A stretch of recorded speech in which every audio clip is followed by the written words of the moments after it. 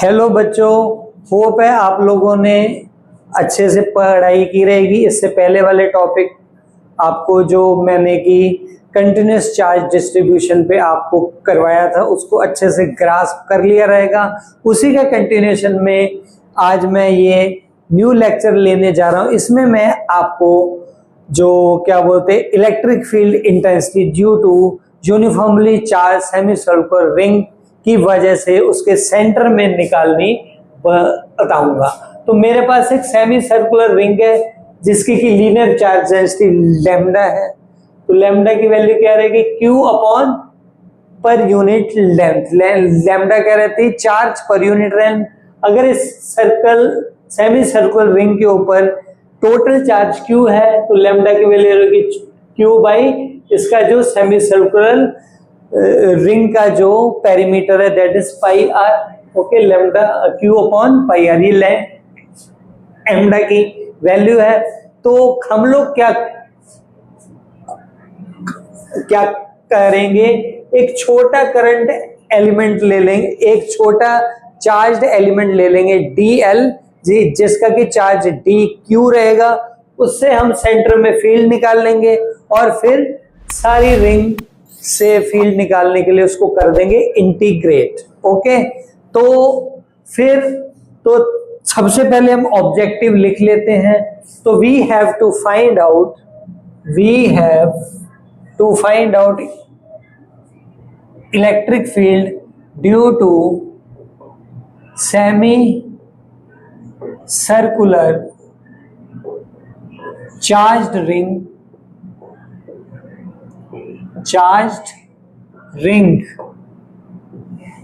with linear charge density, इसकी की linear charge density कितनी है? लैम्डा है। क्या है? इसकी लीनियर चार्ज डेंसिटी लैम्डा है at the centre O of the ring। तो ये है। तो अब लैम्डा की वैल्यू क्या रहेगी? जैसे कि हमने ऊपर लिखी है, लैम्डा की वैल्यू रहेगी आपकी, लैम्डा एक कांस्टेंट है, लैम्डा की वैल्यू रहेगी Q बाई पाई आर।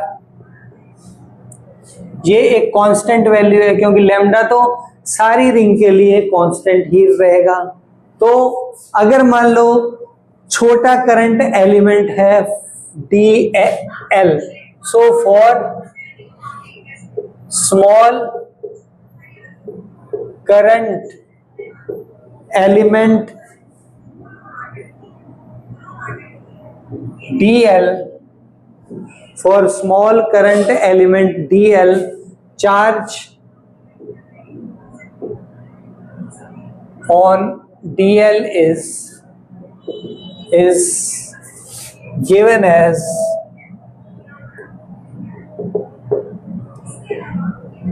कितना रहेगा? DQ।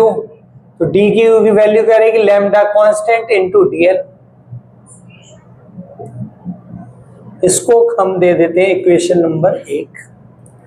तो DQ की वैल्यू, तो DL के ऊपर चार्ज कितना है? DQ, जिसकी वैल्यू है लैम्डा DL। क्योंकि लैम्डा कांस्टेंट है, लैम्डा जगह total charge by total length है, तो ये DQ बाई DL भी रहेगा, दोनों की वैल्यू सेम है फॉर स्मॉल करंट एलिमेंट। तो ये DQ बाई DL भी रहेगा। ओके, तो ये है। तो अब क्योंकि यहां पे मेरा जो वेरिएबल d थीटा है, तो मैं DL को d थीटा की रिस्पेक्ट में कैसे लिख सकता हूं? देखो, ये मेरा आर्क है, इसको मैंने थोड़ा मैग्नीफाई करके यहाँ पे लिख दिया है। तो ये मैंने इसको थोड़ा मैग्नीफाई कर दिया है अपने आर्क को। तो देखो, arc length is equal to radius into angle रहता है। ये फॉर्मूला आपको 10th में भी सिखाया गया है। तो इसी से हम DL की वैल्यू निकालेंगे। DL equal to R D theta. तो ये dl की वैल्यू हम यहाँ रख देंगे, तो इसको हम इक्वेशन 1 नहीं देंगे, हम dq is equal to lambda r d theta इसको इक्वेशन नंबर 1 दे देंगे। ओके, ये है हमारी इक्वेशन नंबर 1। अब देखो, इस dl की वजह से E पर O पर फील्ड क्या रहेगी, दैट इज रहेगी dE।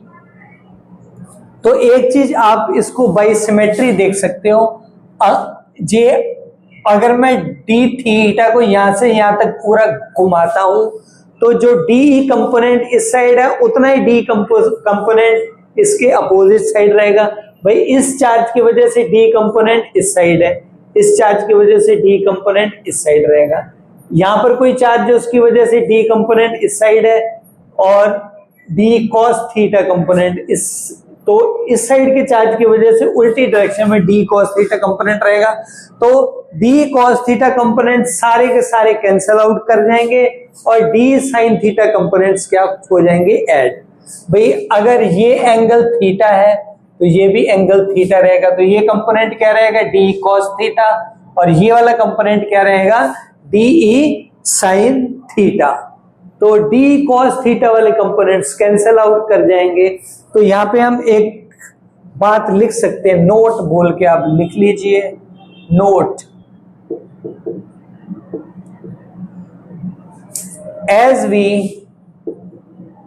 as we move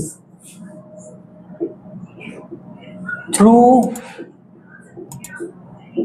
the periphery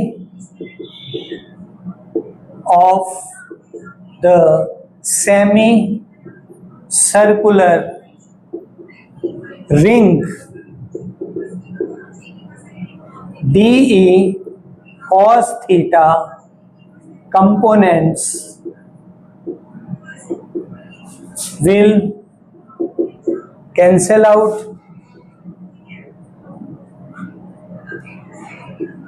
and DE sin theta components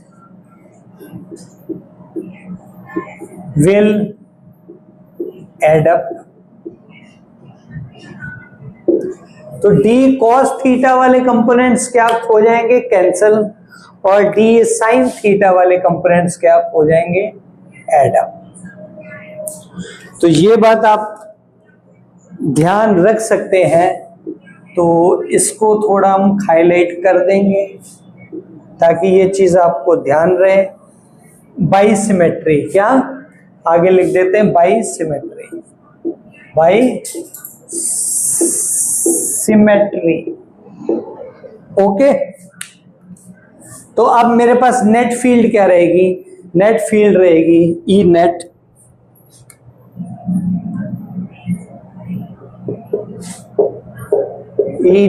is equal to क्या रहेगी, डी ई साइन थीटा, और उसको हम कर देंगे इंटीग्रेट। ओके, तो ये मेरे पास नेट फील्ड आ जाएगी।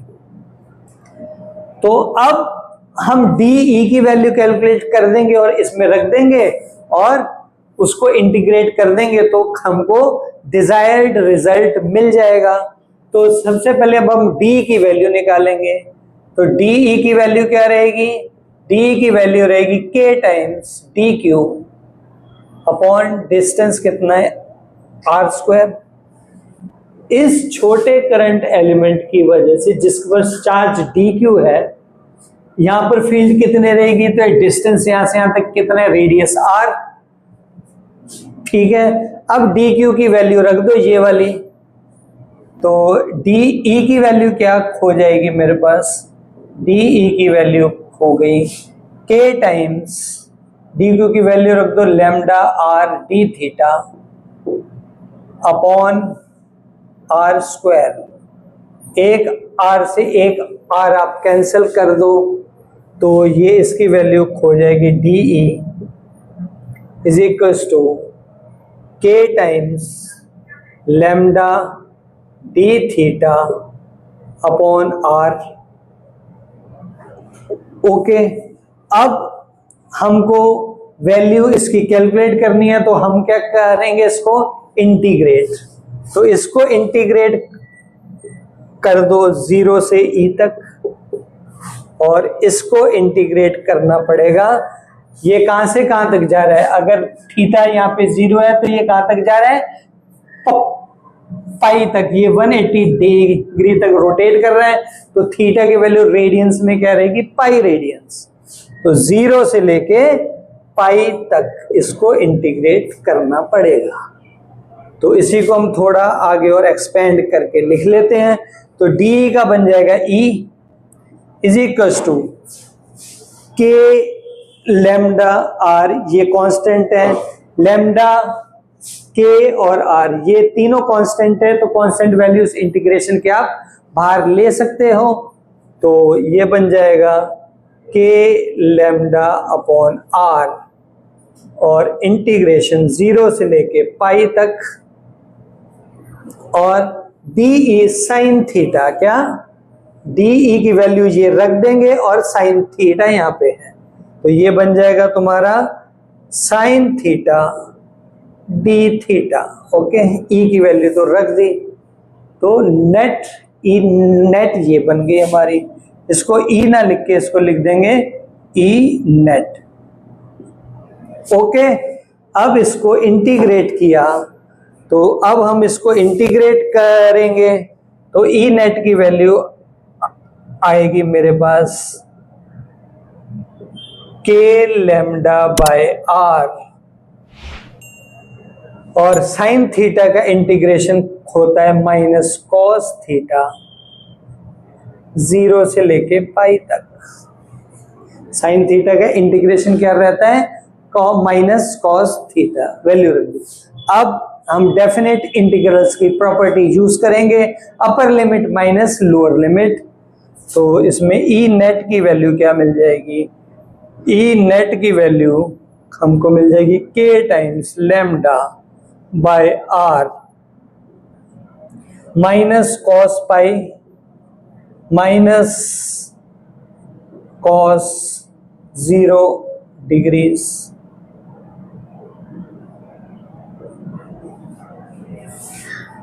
कॉस पाई की वैल्यू -1 माइनस माइनस +1, तो ये क्या बन जाएगी E net K lambda by R minus minus +1, यहां पर भी इसकी वैल्यू माइनस, और यहां पे भी माइनस है, माइनस माइनस प्लस, और 0 की वैल्यू 1, तो ये आ गया। तो ये आ गई मेरे पास वैल्यू ई नेट की। ई नेट की वैल्यू आ गई मेरे पास के लैम्डा बाय आर इंटू 2 के लैम्डा बाई आर मिल गई वैल्यू। अब मैं इसमें क्या करूंगा, अब इसमें पुटिंग अब हम के की वैल्यू रखेंगे और लैम्डा की वैल्यू रखेंगे। के की वैल्यू क्या है, 1/4 पाई एप्सिलॉन नॉट। अब putting the value of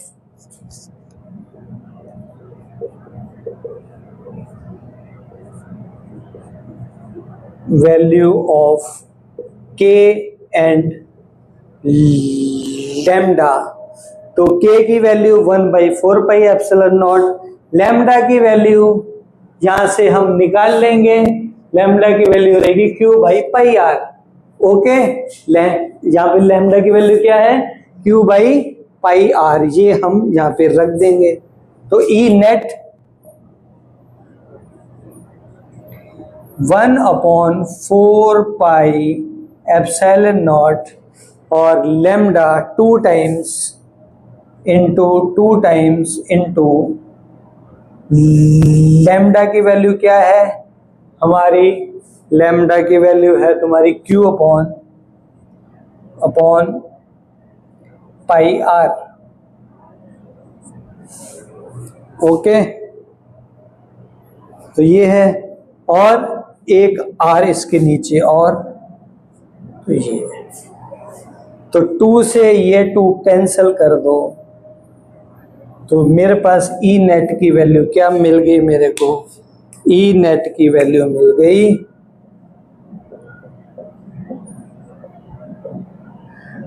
Q upon 2 pi square epsilon naught r square, 2 pi square epsilon naught r square। तो ये मेरे को मिल गई ई नेट की वैल्यू, और ये क्या रहेगी, डाउनवर्ड डायरेक्शन इन दी, और क्योंकि ये वेक्टर क्वांटिटी है तो इसके पास डायरेक्शन भी रहेगी, it is in downward direction, downward direction में रहेगी, यानी कि नेट फील्ड ई नेट ऐसी रहेगी। ओके, तो ये टॉपिक पूरा हाफ सर्कुलर रिंग का डेरिवेशन कंप्लीट होता है। इसमें कोई भी डाउट है तो आप मेरे को कमेंट करके बोल सकते हैं, और इसी के कंटिन्यूएशन में मैं आपको अभी एक, अगर आपको चार्ज रिंग क्वाड्रेंट में दी जाती है, यानी कि 1/4 क्वाड्रेंट दिया है, तो उससे आप कैसे कैलकुलेट करोगे, सेम मेथड यूज करेंगे हम। उसमें इंटीग्रेशन जीरो से पाई r/2 तक का करेंगे, या फिर थीटा हम उसमें 0 से π/4 तक कर लेंगे। सेम मेथड है, वो भी मैं आपको इसके कंटिन्यूएशन में करके दिखाऊंगा। आप ऐसे ही हमारा चैनल सचदेवा क्लासेस देखते रहिए, सब्सक्राइब कीजिए और दोस्तों के साथ शेयर कीजिए और मन लगा के पढ़ते रहिए, और हमारे साथ मिलके फिजिक्स को इजी बनाइए और कॉन्सेप्ट्स को क्लियर कीजिए। Thank you very much.